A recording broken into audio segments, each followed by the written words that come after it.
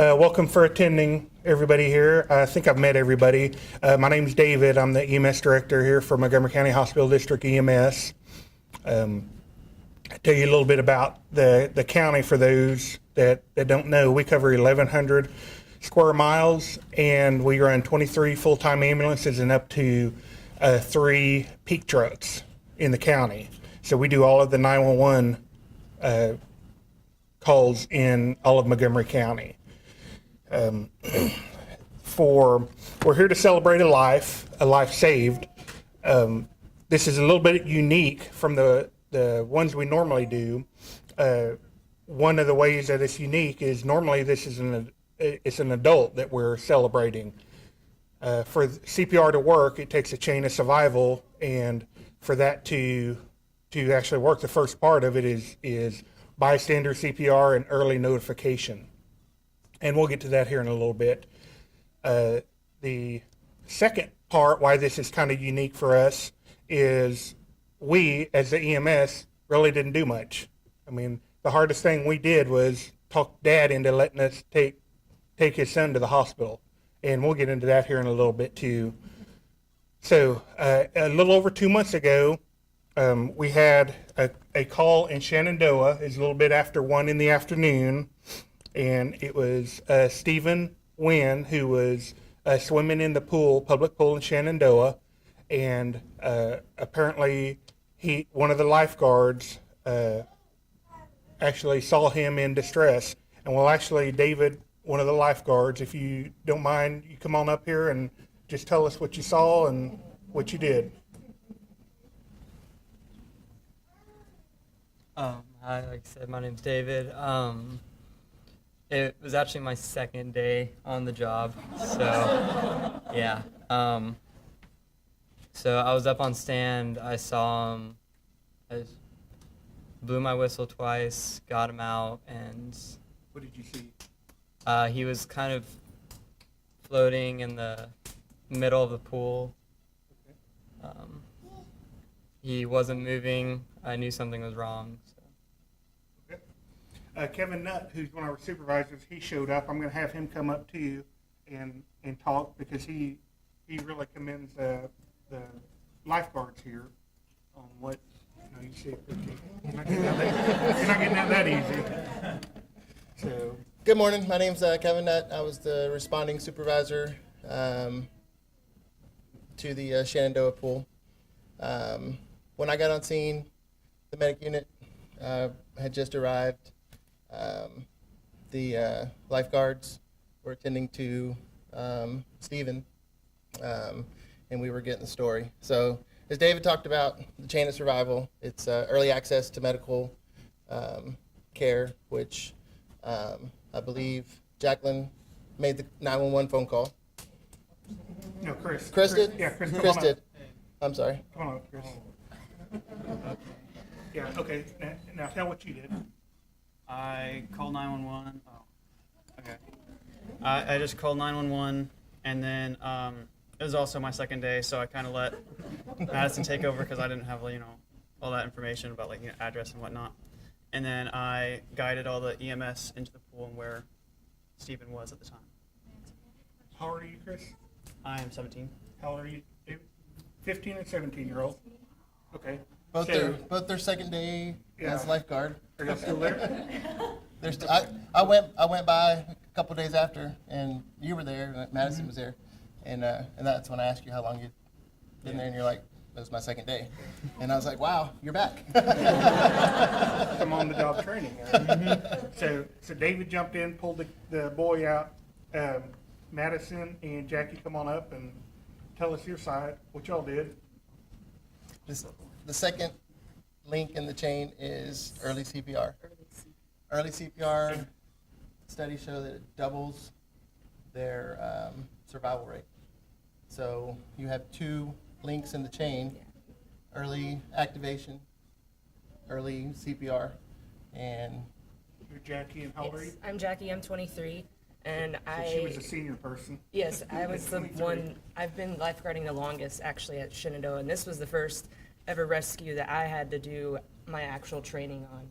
And if it hadn't been a team effort, I don't think Stephen would be here today, and if it wasn't for the EMS, like, I don't think we would have been able to do anything else. You're the one that did all the work. So come on up, Madison. How old are you? I'm 17. Okay. So what was your part in it? Well, when I heard Jackie screaming on the top of her lungs, call 911, call 911, that's like, what's going on? There's like a fire or something, you know? It's never like, there's a kid in the pool, and so whenever I ran outside and I saw what was going on, I just like, I lost it, I didn't know what to do, and for like 2 seconds, I'm like, I don't know what to do, I don't know what to do. And Jackie's like, do something, Madison! I'm like, okay. And I saw Steven's dad trying to help Steven, and I just immediately like thought, okay, CPR, he needs compressions. So I just ran over and I started just pumping compressions until Jackie came back with the AED. Yeah, and then we also noticed that he was spitting up stuff, so we turned him over to make sure all the spit up was coming out. So Exactly what you open should up have his done. airway. So what they told us was Steven was removed from the pool. He was blue. He wasn't breathing. So they initiated immediate CPR. They did 2 rescue breaths, if I remember, and After- 25 compressions. And then Steven started coughing, threw up, and they put him in what we call the recovery position on his side.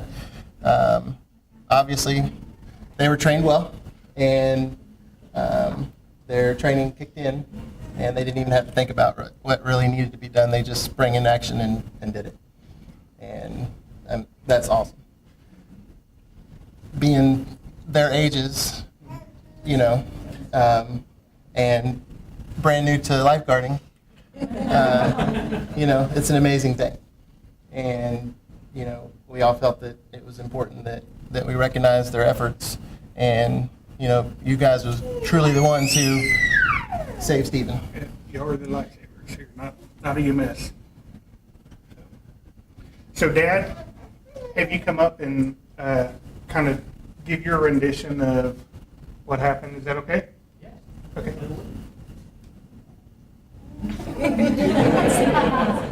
Yeah.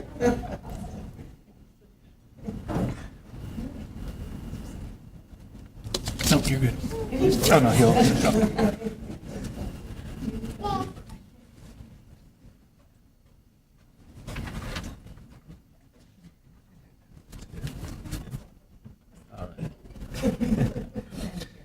Yeah, I just here to want to say thank you to all the lifeguard, all the team, EMS team that available to help my son to survive the traumatic experience.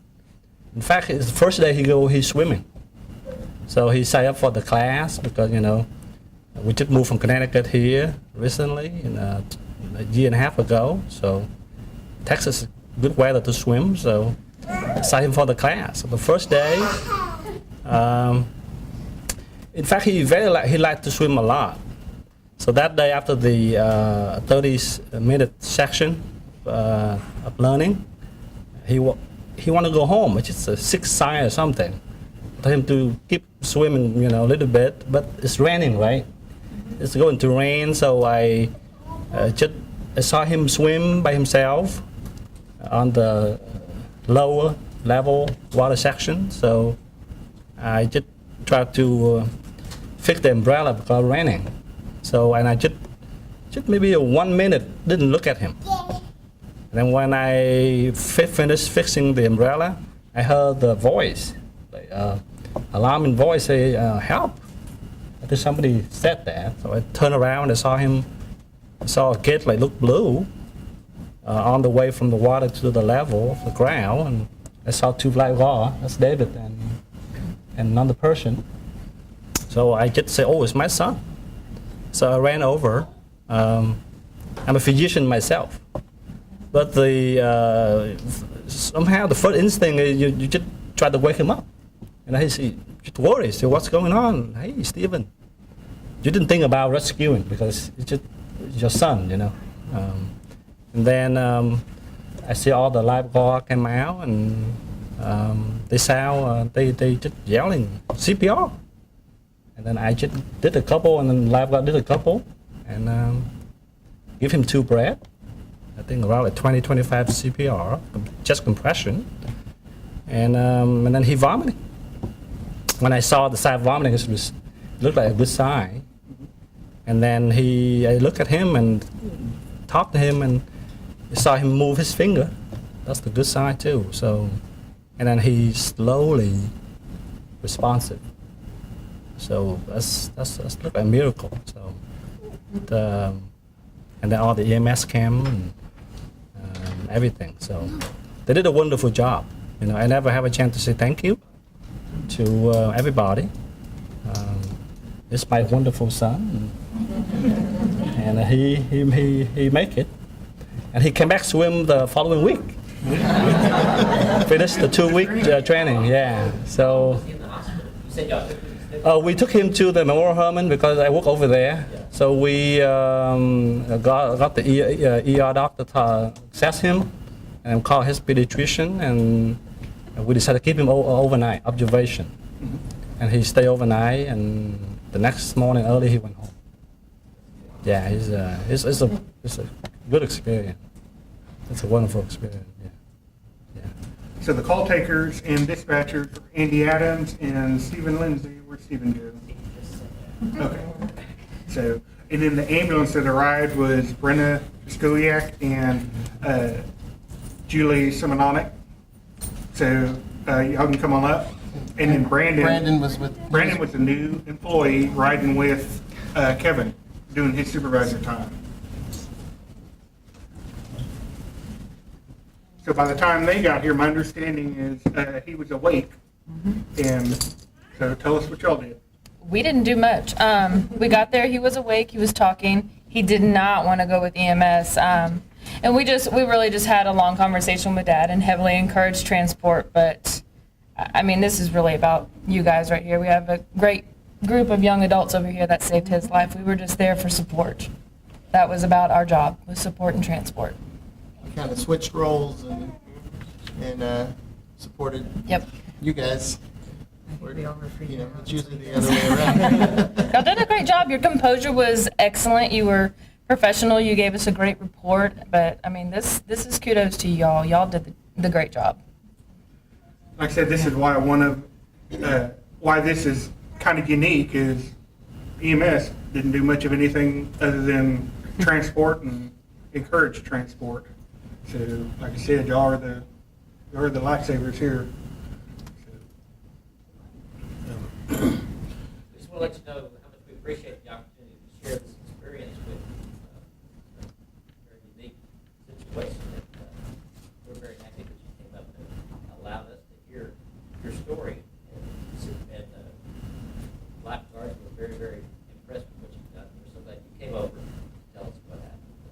This really makes being part of the county emergency medical services a very important thing. So thank you so much for sharing your story.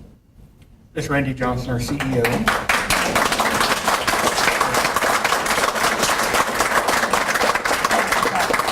It's a big thing for us to have these things too, and we invite a lot of the people out. One of our board members, Mr. Bagley, showed up. We have the family of the lifeguards that showed up, and the boss. I don't think she's very proud or anything. We have the media. We actually have a representative from Shenandoah show up also. And then right beside him is Dr. Escott, our medical director. So this is a pretty big thing that we do. And I don't know if you've noticed the wall out front, but the big section of the wall is what we call the CPR saves when CPR counted. So he's going to be part of that, which is a pretty elite group because normally you don't have such good of an outcome like this. So, anybody have any questions on?